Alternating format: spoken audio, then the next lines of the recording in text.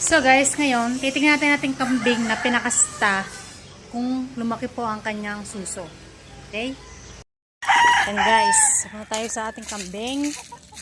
Titingnan natin kung lumaki po ang kanyang suso. Dahil dun po malalaman kung success ang kanyang pagpakasta sa kanya. Ayan po si Chanel. Siya po ating pinakasta. Hello!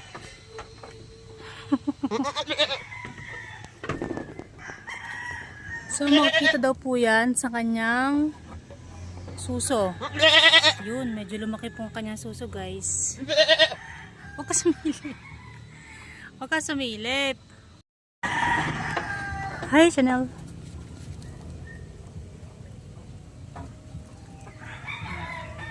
Yun, medyo may laki po ang kanyang suso. So, obserbahan na lang po natin hanggang next week.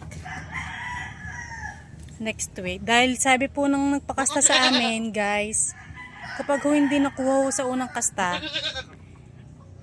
papangalawahan, pero wala nang bayad. Dahil nagpakasta po kami, bayad po yan. Walang libre. Okay, guys.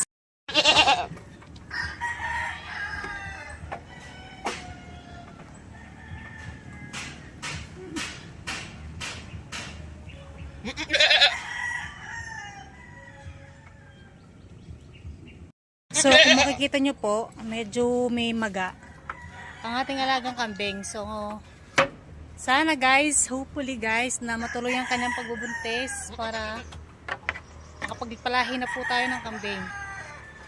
Tapos, susunod na po yan ay si Gucci na naman po ang susunod natin papakastahan.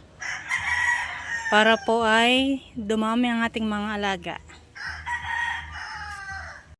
So guys, mag-shoutout muna tayo sa mga nag-request. Shoutout po sa inyo, Sir Domingo de los Reyes from KSA. Shoutout po sa inyo, family de los Reyes.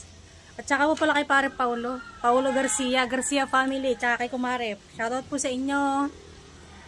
Salamat po sa suporta.